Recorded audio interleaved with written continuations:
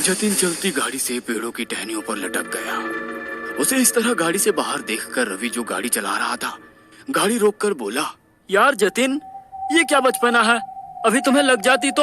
यार बचपना करने ही तो आए हैं, ऐसे बोरिंग बोरिंग तो दिन नहीं निकलेगा, कुछ तो फन चाहिए। फन चाहिए? हाथ पैर टूटे नहीं चाहिए। जल्दी से नीचे उतर, देर हो रही है। उन लोगों के कहने पर जतिन मुस्कुराकर पेड़ से नीचे उतर गया। वो अब जिप्सी की पिछली सीट पर नमन के साथ खड़ा था।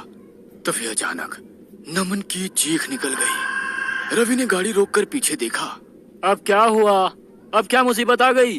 खून, कितना सारा खून है। खून? कहाँ है खून? तुझे होश भी है? तेरे कपड़ों पर। नमन के कहने पर सब लोग जतिन की ओर देखने लगे। जतिन के कपड़ों पर जगह जगह खून लगा हुआ था।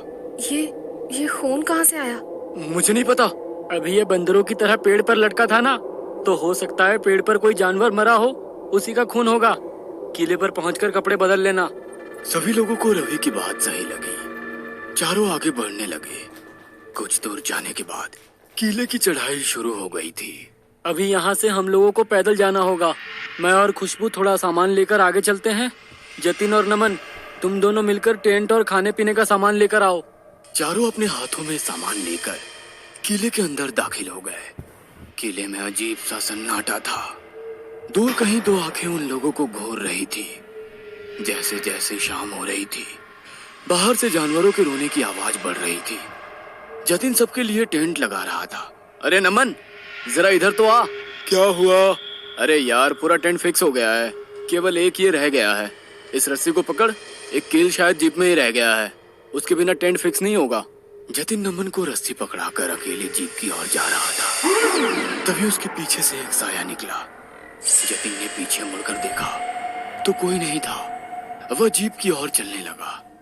जब वो काफी देर तक भी नहीं लौटा तो नमन परेशान होकर बोला, ओए लैला मजनू, दोनों का अकेले अकेले घूमना हो गया हो तो जरा जाकर देखो। ये जतिन मुझे ये रस्सी पकड़ा कर गया है। पिछले 20 मिनट से उसका इंतजार कर रहा हूँ, मगर अभी तक नहीं आया। रिलैक्स यार, रहा होगा। खुशबू के बोलते ही उन लोगों को सामने से जतिन आता नजर आया। ये देख, सामने से आ रहा है। तू भी ना बिना मतलब खुद भी परेशान होता है और दूसरों को भी करता है। जतिन आकर टेंट को फिक्स कर देता है, मगर नमन को जतिन की आंखें लाल नजर आती है। जतिन, तेरी आंखों को क्या हो गया? जतिन गुस्से में उसकी ओर देखने लगा। उसे गुस्से में देखकर खुशबू ने बात को संभाली और कहा, यार नमन, तुझे भी बाल की खाल निकालने की आदत है। हम लोग जंगल में हैं, हो सकता है किसी कीड़े ने काट लिया हो या फिर कचरा चला गया हो। अभी कुछ देर में ठीक हो जाएगी। मुझे बहुत तेज भूख लग रही है, तुम लोग खाने का इंतजाम करो, मैं जब तक कपड़े चेंज कर आती हूँ। कहकर खुशबू टेंट के अंदर चली जाती है। नमन को अभी भी खुशबू की बातों पर यकीन नहीं होता है और वो बाहर बाहर जतिन की ओर देख रहा था। जतिन की आंखें लाल होने के साथ साथ स्थिर भी थी, उसमें कोई हलचल नहीं थी। खुशबू टेंट में कपड़े बदल रही थी। उसे टेंट में किसी के होने का एहसास हुआ। यार रवि, तुम्हें जरा भी सब्र नहीं है ना? मैंने कहा ना कपड़े चेंज कर आती हूँ, टेंट से बाहर जाओ। कहते हुए खुशबू पलटी तो टेंट में कोई भी नहीं था। टेंट की चेन लगी हुई थी। खुशबू मुस्कुराकर खुद के सर पर मारते हुए बोली, ओहो, मुझे भी ना हर वक्त हर जगह रवि के होने का एहसास होता है। सभी लोगों को पता है, मगर ये रवि है कि मानने को तैयार नहीं है कि हम दोनों एक दूसरे से प्यार करते हैं। आज रात को इसे प्रपोज जरूर करूंगी। खुशबू सोच ही रही थी कि उसके पीछे से दो आंखें जो उसे देख रही थी टेंट से बाहर निकल गई। खुशबू कपड़े चेंज करके टेंट से बाहर आई। उसकी आंखों में भी जतिन की आंखों की तरह सुनापन था। वह फटी आंखों से सबको देख रही थी। रवि जंगल में खुद को गर्म करने के लिए लकड़ियां जला रहा था। यार नमन, सारी व्यवस्था तू करने वाला था। देख ले तेरी व्यवस्था, इतनी सी लकड़ी है और अब तो अंधेरा भी हो गया। यहाँ लकड़ी कहाँ मिलेगी? सोचा था सारी रात कैंप फायर करेंगे, मगर अब तो ऐसा लग रहा है थोड़ी देर में ही टेंट में जाना पड़ेगा। मैं ऐसा करता हूँ, जंगल से कुछ लकड़ियाँ बिनकर ले आता हूँ। यार लकड़ियाँ रहने देना, पेट्रोमैक्स है ना। नमन के कहने के बावजूद रवि नहीं माना और लकड़ियाँ लेने चला गया।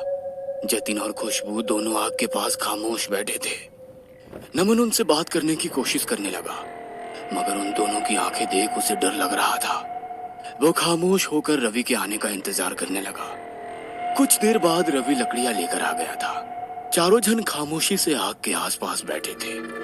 काफी देर तक जब कोई नहीं कुछ बोला तो नमन बोला, यार तुम लोग तो बड़ी बड़ी बातें कर रहे थे, जंगल में मंगल करेंगे, किले में रात में एंजॉय करेंगे, मगर तुम लोग तो एकदम भूत बने बैठे हो। मैं अब और इस तरह खामोश नहीं बैठ सकता। या तो तुम लोग बातें करो या फिर मैं जीप लेकर शहर वापस जा रहा हूँ। नमन के कहने पर तीनों एक दूसरे की ओर देखने लगे। तीनों के चेहरे पर मुस्कुराहट आ गई और उनकी आंखें लाल चमक रही थी। तीनों के शरीर में परिवर्तन होने लगा और आंखें लाल और शरीर इस कदर सफेद था मानो किसी ने खून चूस लिया हो।